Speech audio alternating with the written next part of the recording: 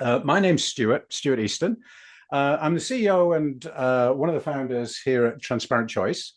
And we do a couple of these webinars every month where we dig into a topic that's interesting to business leaders, strategy leaders, transformation leaders, and PMOs.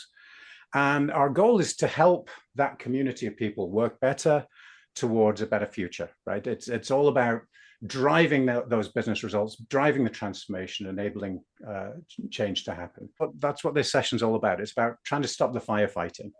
And so what I'd love for you all to do is just give me a quick yay in the chat. Go find the chat now, because I'm hoping you're all going to use it quite a lot, right? Get involved in the conversation. So go find the chat now and just tell me, in terms of fires, how hot is yours, right?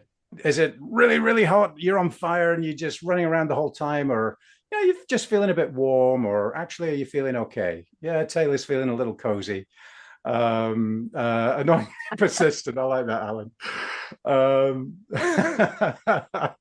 Excellent. Very good. Very good. I love it. People getting into the spirit. We should ask, like, which circle of hell? Yeah, which all of them. All of them. all at the same time. Fantastic. So, I mean, this is such a common problem from the PMO side, right? It feels like you're running around and everything's on fire. From the executive side, it feels like those people down there in execution, why can't they just get stuff done?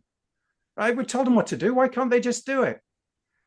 And so what we're going to try and do today is figure out how you can reconcile those two viewpoints, and see if we can get some ideas and advice on how to fix the problem, right? And there is one really big problem. There's a bunch of problems, but there's one really big one that we'll get to, I suspect, at some point during the conversation around alignment and joining things together. So I'd like to introduce the panelists. I'm immensely lucky in my I was going to say my job. It's kind of a hobby, going around speaking at conferences and things. I meet amazing people. Three of them are on here today. So we're going to start with Rebecca. Rebecca Reynolds is a consultant who works primarily with senior executives, like the C-suite, the director level people in mostly US federal government agencies, helping them figure out, what's our strategy and how do we make sure it happens? Okay, in a nutshell. Fair summary, Rebecca? Yeah. Yeah. Okay, that's good. We're done. So Rebecca's here. She's going to bring that executive view, right? The view from the boardroom, because she's in the room when the conversations are happening. And she's the one trying to help the execs figure it out. Then from the other side of the chasm, shouting across and throwing his Death Stars, is Frederic Casagrande, a really good friend of mine out in Dubai. Fred is French, yet somehow he's made friends with a Brit. Don't know how that happened. But Fred has run multiple PMOs over the years, several of them like multi-billion-dollar PMOs. He was on the board of the PMO Global Alliance for years, as that was kind of really growing before the PMI bought it. I think it was Fred. Correct. Yeah. So Fred's here in the blue corner representing the PMOs in this to bring that PMO lens. Yeah, he's ready for the fight. And Mike can bring some experience from both sides of that argument, actually, in his professional life. Ex-NASA, super smart guy, really, really nice guy as well. But the reason he's here is that for today is that Mike happens to be one of the world's premier experts on how to get projects and transformation programs flying, right? Just massively increasing the velocity of delivery. So he's written a book on it. Oh, I should have picked it up. I think I've got one or two of them over there. But he's written a book on this topic, and it's really worth a read for anybody who is interested in this. It was very wise. It's a thin book, which means idiots like me can read it. and it uses simple words, unlike Rebecca's book, which uses very complex words. I have to struggle to keep up with Rebecca sometimes. So Mike's here to help us figure out how to bridge the gap and how to give executives what it is that they really, really want. All right. So we've got those three lenses that we're going to look at this through today. So Rebecca, let's start with you. And folks, before we dive in, this is absolutely going to be a conversation. It's a conversation not just between the four of us. We'd like it to be a conversation with you as well. So I've got chat open on a separate screen over here. If you drop questions and comments in, I will try and work them into the conversation. So Rebecca, what's it like in the boardroom? You walk in, execs are not happy, stuff's not happening. What's the mood like? What are they saying? Well, so I think it's various, right? I mean, there are those execs who are struggling themselves with how to articulate and get clear about what they want to happen. Okay, so that's a problem in of itself. And we've all experienced that down below, right? It's confusing, it's not consistent, it may not even be strategic, right? It feels more like micromanaging. So that's one sort of special kind of problem. And that means my work is to really get those folks to focus on big strategic outcomes for the organization. The other issue is that they have that or think they have that, and they don't understand why it's not getting down to the level of execution. I will say, I don't think execs really think about it. It takes a very enlightened leader to actually care about the experience down there. What they're going to respond to, and this is so important to remember, is the issues that are constraining the organization from realizing those goals and told to execs in a way they can understand. That is the trick. How can we help the manager level to communicate in such a way that it lands? And talking about problems or, your difficult experience is generally not going to work because they don't really care. I mean, like I said, it's a very unusual exec who goes, I really want to understand my people's experience. They're just trying to get the job done. So those are the two sort of sweet spots that I work in. So Fred, how do you react to that? What do you think? What do you see? I think it's a it's a real struggle. And we always talk about the communication and how it is the responsibility of the sender to ensure that the message is clearly received and understood by the receiver. Unfortunately, there is clearly a disconnect between the planning and delivery layer, which is the PMOs and the delivery teams at the middle management, and sometimes even if we talk about the sponsors at the senior level of the organization, and the executive leadership. So the executive leadership, they think they are clear in their communication to the lower layers that are supposed to execute. But, conversely, that middle layer is also not very clear in their communication towards the executive. So I think there is a two-way problem here in terms of managing and also managing upwards. Yeah. Okay. So Mike, I want to bring you in on because I think you're going to have a particular thought on this. So Stuart Dixon in the chat has said what they should do, they being the executive, the leadership team, I think, is get those senior leaders to do a day in the life of project manager, PMO, so they understand the issues. Mike, what do you think of that? I don't think you know Stuart, so you can say exactly what I know Stuart. The name looks familiar, so I have to dig through my LinkedIn, I guess. Yeah. I both agree and disagree vehemently at the same time. What I agree with is a little empathy goes a long way.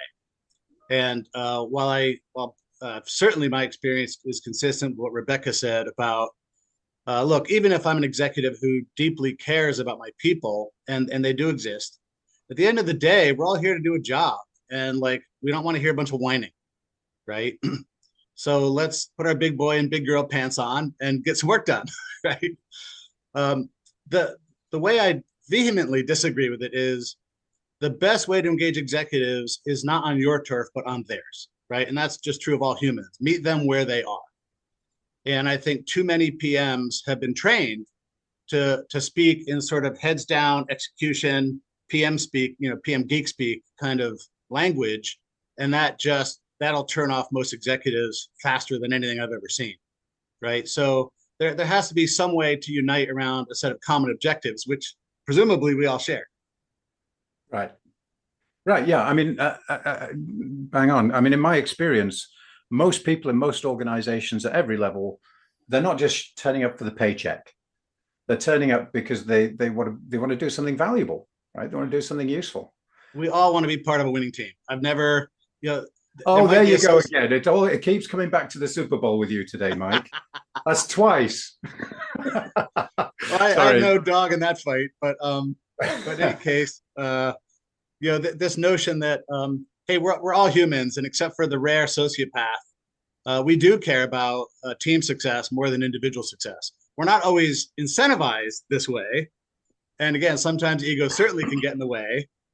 But I think, again, if there's a choice between individual success and being part of just an incredible team, the team usually wins. And I go back to like the Chicago Bulls of the 1980s, a bunch of superstars with giant egos who hated each other's guts, but they put all that animosity aside because they shared a common objective. But I think to your point, Mike, there is one thing that I noticed in particular since the end of COVID is there is a general layer of disgruntled across every industry and pretty much every country that was not existing before COVID. So I think it's emphasized by the fact that they felt isolation and that forced reflection. We have now team members who show up just for the paycheck. They're not actively going against the project objectives, but it's like, well, as long as I cannot get fired, I'm fine. Well, I think that's not just a result of COVID. I've seen that for 30 years. There's always that component of the organization. And I think it's even worse in US federal government. We have a lot of people who just hang out. But to me, that's just sort of the cost of doing business. There's always going to be folks like that. To me, the trick is getting to the people who really, as Mike said, care about that greater good. And that greater good has to be communicated and articulated and discovered, if you will, first by executive leadership. That's their job. And without it, everybody else is just treading water. And there's good reason for people hanging out. There's nothing that they're being inspired to do. I mean, nobody's inspired by a to-do list, a checklist, a bunch of little tasks. That's just so boring. We've got to feel that there's something bigger. And, I tell my execs, if you can't articulate that in a way that is compelling to your people, you've lost the whole game. So we were talking a minute ago about kind of shared goals and things like that, Rebecca. So in the boardroom, do you think the members of the board, or the senior leaders of the organization, generally speaking, are on the same page of what they're trying to achieve, what their strategy is? Do they have clarity? No. They're human like everybody else. They're very involved in their own little areas. That's the biggest challenge. That's one reason I've used Decision Lens so much Transparent Choice. Sorry, Stuart. I've used Decision Lens too, but Transparent Choice is better. One of the reasons I use it is because we need to get those folks from their very disparate areas where they have a ton of pressure and a ton of, sort of world and language. How do we bring them together so they can really articulate something that is compelling and interesting? Yeah. Because also, there is one thing that the regular people like us tend to forget, Rebecca. Board members, we think of them as omnipotent, but they also report to someone. Absolutely. You got to serve somebody, as Bob Dylan says. Yeah. Yeah, no, it's absolutely true. And the interesting thing is that okay, so activity time, quick thumbs up.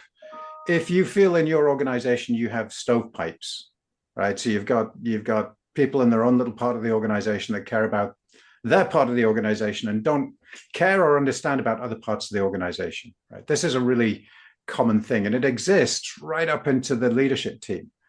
where, you know, one part of the leadership team really just doesn't know or care what other parts of the leadership team are doing. So, Rebecca, you've got this really nice analogy between the head and the body, which we'll come to in a second. But the leadership team is like the head, and I'll let you explain it. The leadership team is like the head, and if your head is is trying to lead you in lots of different directions, then the body can't deliver, right? So we're getting to one of the biggest causes of the firefighting down at the execution level, is the fundamentally your leadership are trying to take you in different directions. And as a consequence, there's no clarity about what we need to do and how much, you know, and where to put the resources to get the most value. And so everybody keeps trying to pull the resources in different directions. And that can lead to a lot of frustration and that feeling of firefighting.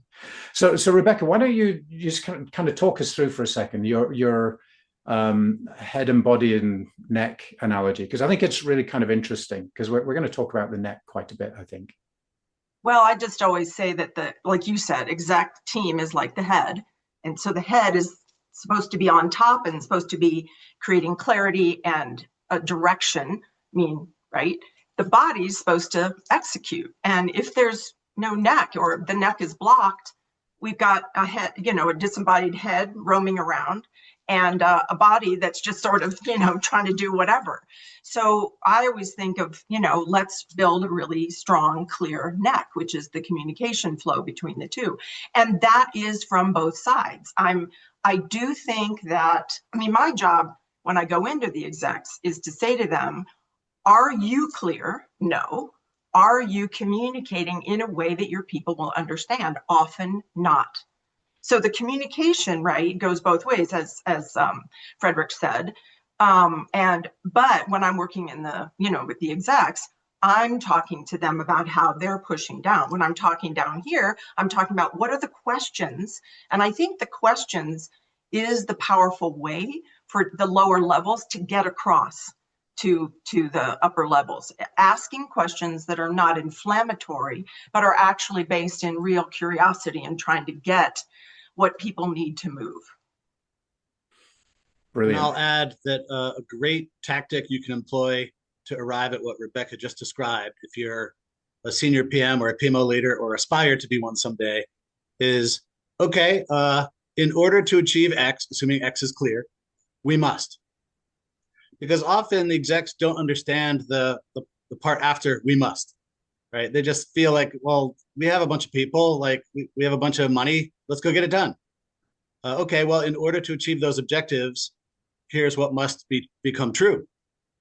That then shifts the conversation to, hey, we already gave you the priorities and the clarity, now go execute and don't bother me till it's done, to, okay, we're in this together. We have a shared set of objectives, but it has to be something we can achieve realistically. That doesn't mean unambitious. I think it can be absolutely lofty and should be ambitious, but still achievable. Yeah. I also want to say, just put a pin in culture, that I think execs oftentimes aren't really thinking about how important their culture is, the culture they're in, particularly when that CEO or any of the C-suite is moving around so much. Each entity has its own culture based on where it is in the world, based on its own history. And when we're communicating big things, particularly things that are going to shift or be, very innovative or big, like Mike was saying, visionary, we need to find the way to communicate it that fits the culture. And cultural eats strategy every day, right?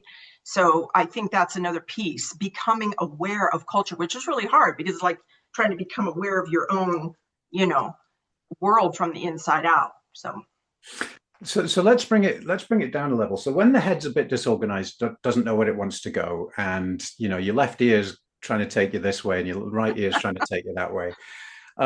Fred, what does that do in the portfolio? What does that do to the PMO? What does that mean in terms of workload and getting stuff done and delivering?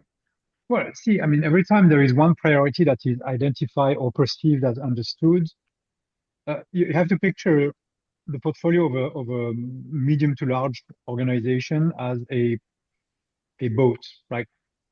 The Titanic, right?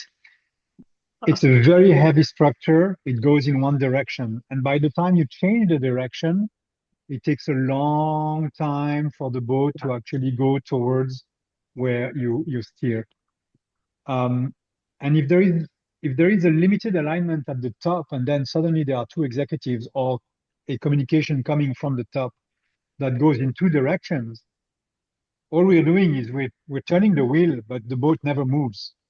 And one thing that we know for sure at our level, we are not going in the right direction, but we don't know how to go in the right direction because we don't know where the right direction is. And so, Mike, what impact does that have? And I'm thinking of your little, your root cause thing. What impact does that have on your ability to actually deliver business results? I mean, having played that game more times than I can count, you basically have no choice. But like if you're in the hot seat, PMO leader, senior PM, whatever, you have almost no choice but to choose which executive to listen to and which one to ignore, right? So you're picking the one usually that has more power, right? So if I have to anger somebody, I want to anger the person that has the least power, right? Or at least the least power to harm me in my career, right? And that's a terrible reality, but one that I think executives don't quite understand. Like, I don't think they realize that until they find a better way, like using transparent choice, to harmonize the disparate points of view that are natural in any group of humans. But you got to harmonize that so that it comes across as cogent and complete and clear. And I know that this is priority number one, and that's priority number two, and that's priority number three. And we can get it all done within our resource constraints, but not just by going into mad scramble mode. And when you go into mad scramble, what happens? Nothing. Right.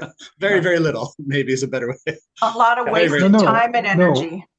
Well, exactly. What happens is burnout, it's turnover, it's people leaving. It's what happens is a real catastrophe for the organization. But it's only when you need to recover from that stage that you start realizing how much damage has been done. I also want to point out, since we're talking to folks at the PMO level more, the most powerful thing that the body can do is to feed up through the neck to the execs large scale questions that help execs to see something they hadn't seen before. And I've had this many times with clients where they were frustrated, complaining, seeing things. Oh, why don't the execs see this? And I'm like, because you're not telling them, and they need to hear from you, and they don't need to hear it as a complaint. We all know that. Nobody likes people who come in and complain. What they need to hear is what this gap in their view is causing. And that could either be a lack of opportunity, a loss of money, as Frederic just said, a problem with morale. If we can speak to them and show them from where we are seeing things that have a large impact on their worldview, that can actually influence the strategy and the vision of the C-suite.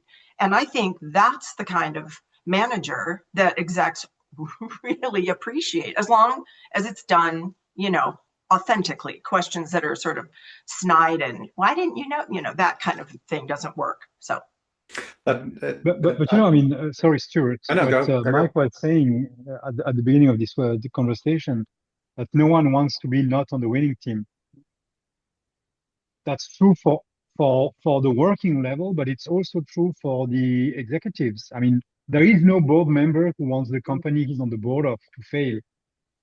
So rather than thinking either they're quote unquote, and pardon my French, right? I'm going to be candid, they're morons, or they are incompetent, they're not.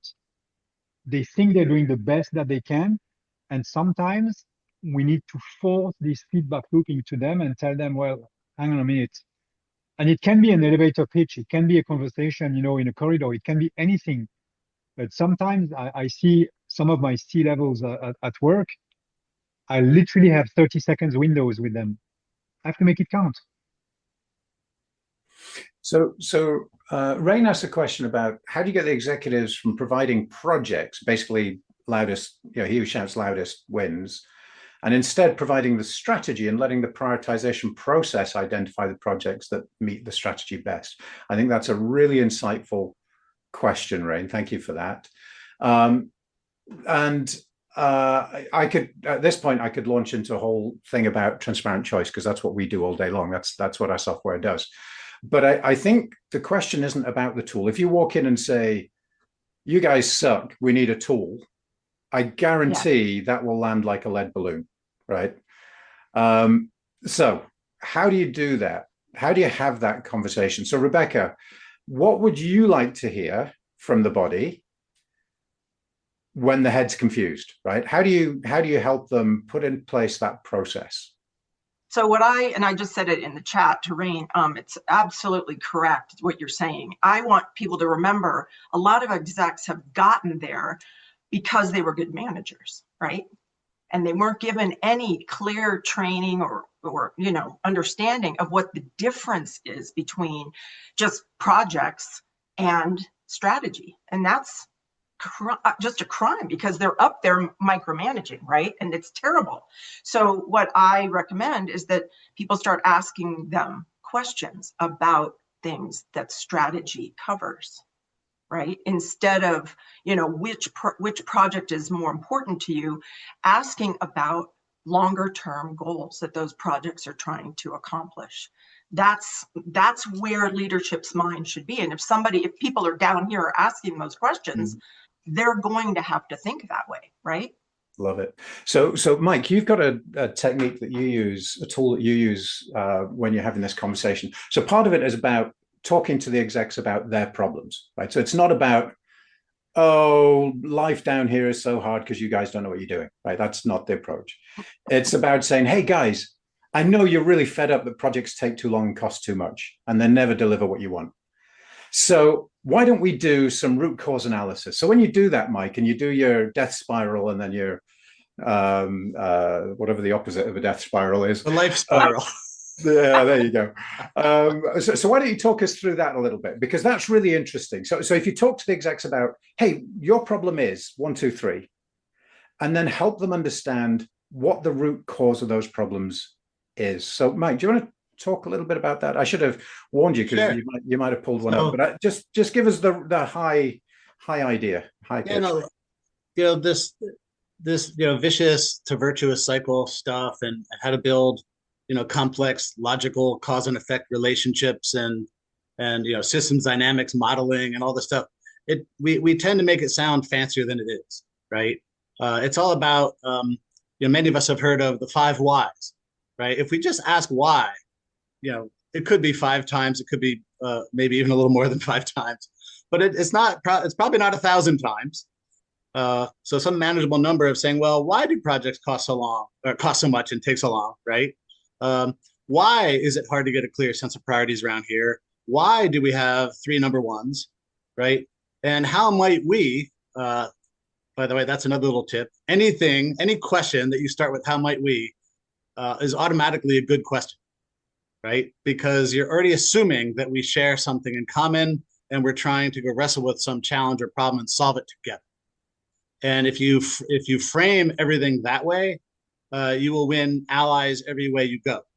And so if you say, well, how might we make sure we're actually attacking the root cause?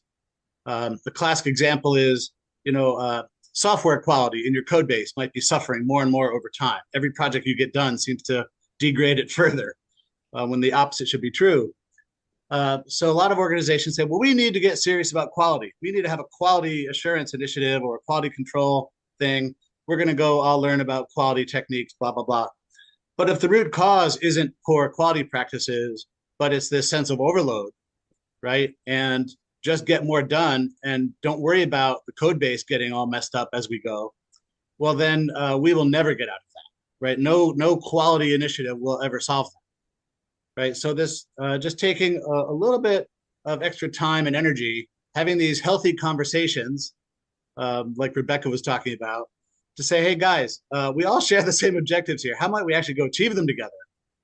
That can get right to the root cause. I would also just add on to what Mike's saying, that I find that most of the time, if not all the time. The real problem is not that kind of thing. It's a lack of understanding of where we're headed and how that prioritization. That's why transparent choice is so important. We have to know where to say no. And we don't like to say no as adults. We don't. We like to say, oh, yes, I can do everything. But that's not true. We can't do everything. And why would we want to do everything? It just thins us out into nothing. So we want to be really good at a few things. And leadership has to decide that and they have to have the rigor to hold it too.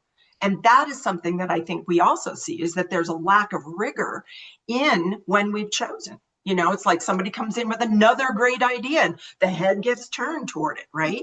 So it's the flavor of the month. Yes, the flavor of the month. And also the new leader comes in and has to make his or her mark on everything. And it's just like, you know, to me, the strategies that are really important are the ones that endure beyond the tenure of the leaders. So I had an interesting conversation a couple of weeks ago with a guy called Offer. Oh, I can't remember his surname right now. It doesn't matter. But he's a university professor in Australia who focuses on project management, portfolio management type issues and strategy execution. And he fairly recently published a paper that looked at what drives project success. And by project success, I very specifically mean the organization achieves some value, right? And what he found is that there is a threshold of project competence that you need, right? But sometimes that threshold's not very high. In fact, often it's not very high. And the thing that really drove... Say again, Mike? I don't think it has to be high. I think average humans can be set up to do great stuff. But keep going, sorry. Well, so we'll come to that in a sec, I think. But so the thing that really drove success was having a clear definition of what the value is and then focusing on delivering the value. I mean, it's kind of simple, right? And the same thing's true at the portfolio level. If you try and do too much, you do less. You don't do more. So I call it so there's a bunch of research. There's a rule that I call the rule of 50s, right? So if you cut your project load by 50%, your velocity will go up by 50%, and you'll actually deliver more, right? And Mike, that's one of the things that you do whenever you go into a client, right? Yeah, in fact, I would say it's more like you cut the congestion in half, and you'll double the throughput, which makes sense if you've ever been stuck in a traffic jam. Yeah. So that question of Rain's about how do you get execs to pay attention to that is really critical. So I think. So, yeah, Fred. Sorry, I have the $1 billion question for all of us at the execution and planning and delivery layer. How do we get access to those guys so we can actually tell them? I was about to come to you to ask that question, right? So because Fred's here to represent that PMO lens, right? And it's not always easy. And Fred, would you say it's culture dependent? I mean, it certainly is more emphasized in some parts of the world. And I would say in every geographical culture where the formal hierarchy is more important. Anytime that you have a culture that has a power distance that is clearly established, a board member, a C-level will not talk to you if you're VP or below. So part of the question here then is how do you get their attention? And there are lots of ways of doing that.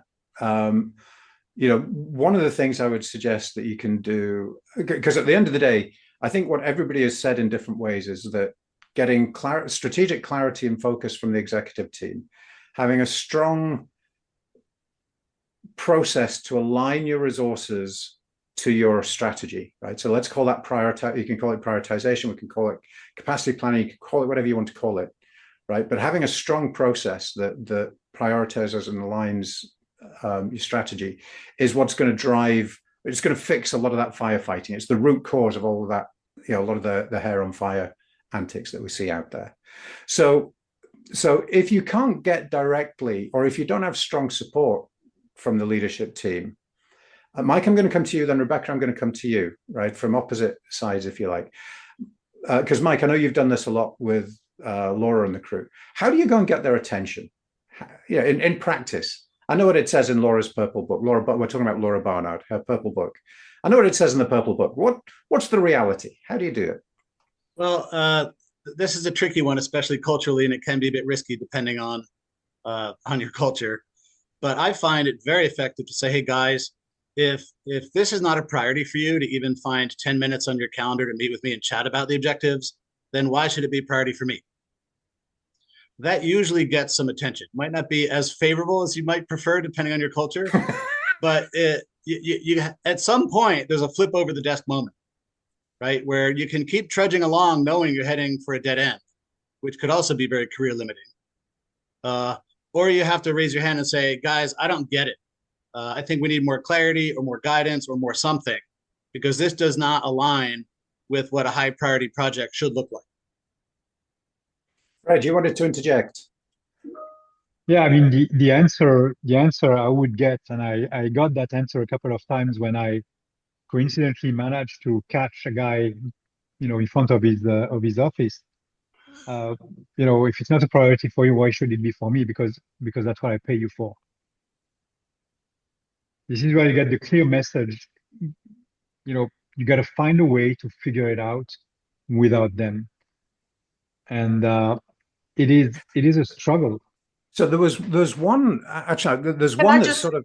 Can yes, I just intervene here? So Go ahead. one of the, I've dealt with this many, many, many, many times. And what I find is that it is the manager's challenge to find the thing that is going to get the attention from further up, which means the manager, and I know it's hard. It doesn't even seem fair, but if a manager can frame, and that's one of the things I work with them on, is frame their issue in terms that execs care about, they will get elevated. And I usually just go right to the guy right above wherever, the level right above where we are, and bring the message there. If it doesn't land, we redo it. And we get it, we tune it and change it and focus on it until we get that level of attention. And then that level moves it up.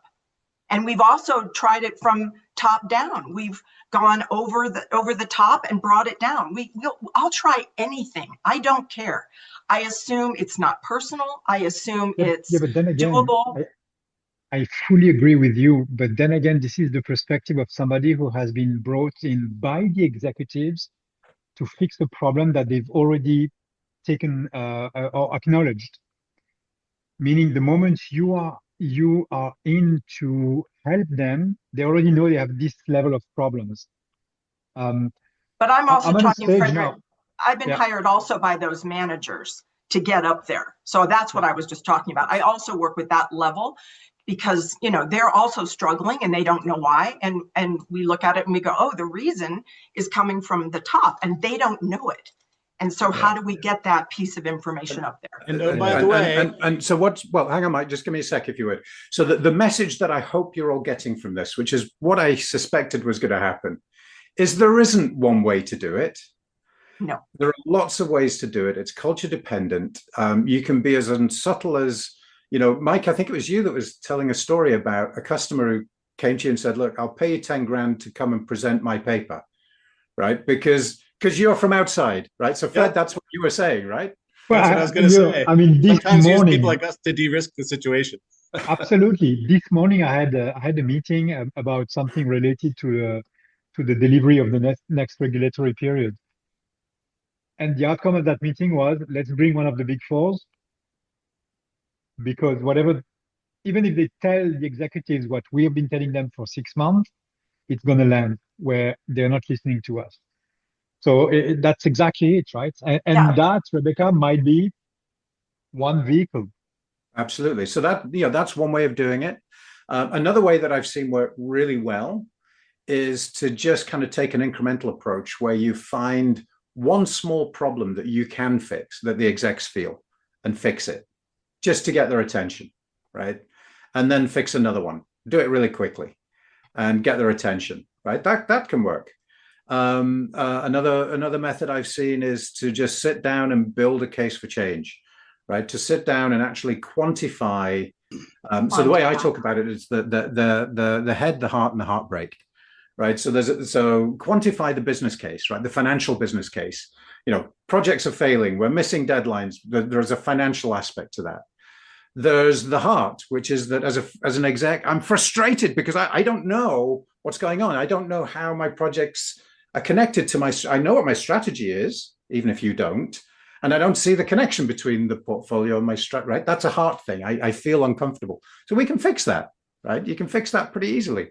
And then the heartbreak is the one where, I always think that any spectacular project failure is a golden opportunity to walk into the boardroom and present your root cause analysis. And to say the reason fundamentally is that, you do your whys, right? Why? We didn't have enough resources. Why? Because we got too many projects. Why? Because our prioritization process is broken. Oh, what would you like to do about that, guys? I know what, let's fix it, right? It's their idea. It's not your idea. You're just presenting some context, right? Let it be their idea. Embedded in that, Stuart, is a huge insight that I want to make sure everyone captures, which is you're helping them see their system better than they do. Yep. That can make you an enormously valuable person, because if you're meeting me where I am as an executive, you're helping me understand this system that often looks like a black box to me, because you have ways to peer into the black box right closer to how the work actually gets done than I do. And if you could say, here's where the system is breaking down, here's how we can fix the system, that gets the attention way more than, oh, you got to give me more resources, or how come you can't clarify your priorities better, or all the finger wagging that you might otherwise do. Well, and I think that word system is really important because I just want to also name this. So often we think a problem can only be fixed with more money, more resources. And that is so tiresome to execs. They don't want to hear that. But system change, governance, how the flow of things, there is so much potential there. We waste so much time with terrible governance or invisible governance or gaps in governance. And when I talk about governance, I mean the flow of how communications and decisions are made so that things can happen. And if we could, that's the thing that we did. We brought a huge governance gap to leadership and said, if you will solve this governance gap in this way, and we're open to other ideas, but if you'll solve this, we can change the landscape here. And leadership is like, whoa, let's look at that. So let's put that into perspective, right? Let's make it kind of real. Anybody from the UK on here? Actually, Stuart's from the UK. I know that. I haven't seen anybody else. Who else? Anyway, anyone else from the UK? So in the UK, we have this thing called the National Health Service. We all love it. It's wonderful. It's an amazing institution. But is it efficient? No, not really. So they are going through a very large change at the moment. And as a general rule, the governance processes are not working well in the NHS. So I was speaking to an NHS PMO 8 months ago, something like that. And she said, yeah, the execs came and they just gave me 120 projects to do. They said, we've looked at the strategy. Here are 120 projects. To which I responded, I can't deliver 100. I can't deliver anywhere near 120 projects. And their answer was, anyone want to have a guess what their answer was? Figure it out. Say it again, Mike. Figure it out. You got it. Just get it done. Just get it done. Right? That's so what we pay you for. Yeah, well, exactly. So they launched 120 projects. In the audience, fingers on keyboards, if you please, have a guess. Out of 120 projects, how many did they actually finish? You only get points when you finish. You 12. Only get points when you finish. Oh, God, you lot are pessimistic. Oh, we got a whole bunch of EOs on the call today. Good grief. Yeah, so they finished about 20, right? They finished about 20. So think about that, right? They put a load of investment into 100 projects that never delivered value. Imagine if they just taken that effort and put it into another 10 or 20 projects. They could have delivered 50 or 100% more value by doing that. That is not a project execution problem. That is a governance problem. It's a decision-making problem. So I think, Rebecca, your point is absolutely spot on. And, we see it again and again and again. The vast majority of problems in project delivery are actually caused at the governance layer. Yeah, I just want to sort of sum up. We've got the lack of true strategy, meaning that it's big picture, not a list of projects. That's absolutely not strategy. Second, we have the systems, the governance, the flow of how things get done. That's often just archaic and ridiculous and invisible. So we're getting shot in the foot all the time. And the third one that is absolutely critical is the overarching culture in which all of this exists. And you all are in your culture, so you know what they are. And I also want to say a fourth thing. It goes back to what Frederic and Mike were saying, that bringing someone in from the outside is often the way to get it to move. I know that seems kind of frustrating. It's like, we've been saying this. Why do you need somebody from the outside? It's just the reality. Get over it. Bring somebody in to help you deliver it.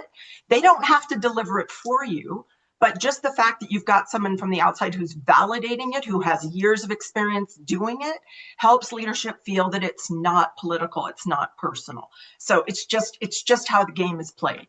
So I think those four things are really important for us to hone in on.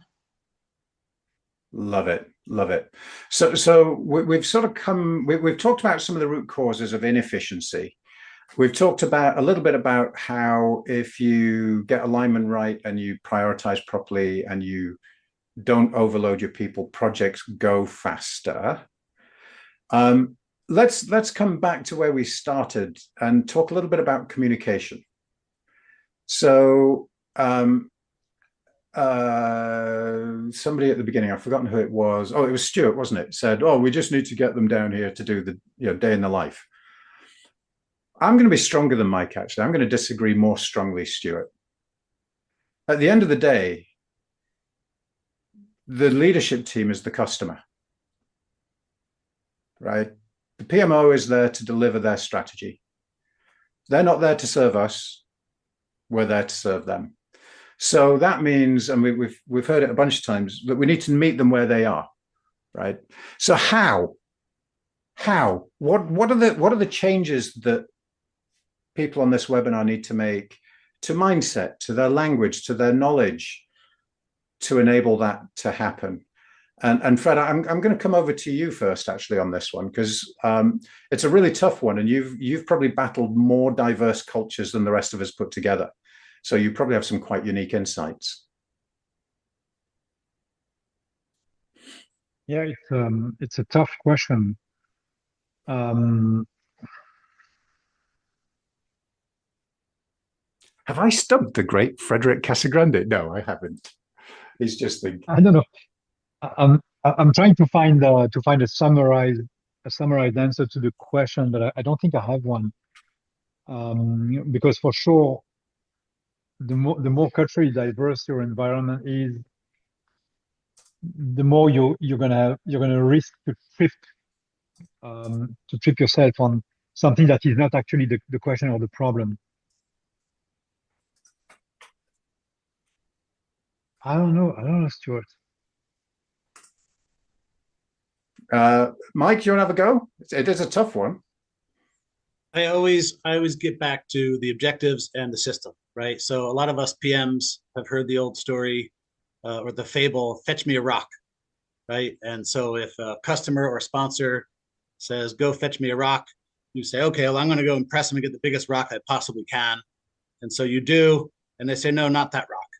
You say, okay, I'm going to go run and get the most expensive rock I can. And you find a diamond and you bring it back and they say, no, not that rock. And at some point, you're going to stop and say, well, wait, what are you trying to achieve with the rock? Maybe I should have asked that from the get-go, but I was so busy trying to impress you, pardon me. And so I'm just trying to teach my son how to skip a rock across the pond. Well, now we're getting somewhere, right? And so some clarity on the objectives rather than just go fetch me a rock. Because again, you might have thought as the executive, well, I'm sitting here with my son trying to skip rocks. It should be obvious what I'm trying to achieve. Well, maybe not, right? Maybe, from where I stand, I had no idea that was your son or what you were doing. or whether it's even related to this challenge. So a few that, simple questions like, what are we actually trying to achieve here? yeah. And then follow that up with a how might we, right? So- And always so- do the we as a system. Then Yeah. I think you're gonna set the conversation up for higher probability of success. So I mean, the reason why I'm a bit baffled in trying to answer that question. Okay, so it's a story I've faced at work a couple of months ago, related to the age-old question about implementing earned value management across the whole portfolio. And the CEO asked a question. He asked a question in a very small committee of the executive management team. Somebody in the executive management team picked that question to address it. They reframed that question in their own understanding, not being a project person, directed it to their peer in my line of management, who directed it to my line manager, who directed it to me. So that's 4 levels of filters. Now, when I asked my line manager, what exactly is the CEO's problem?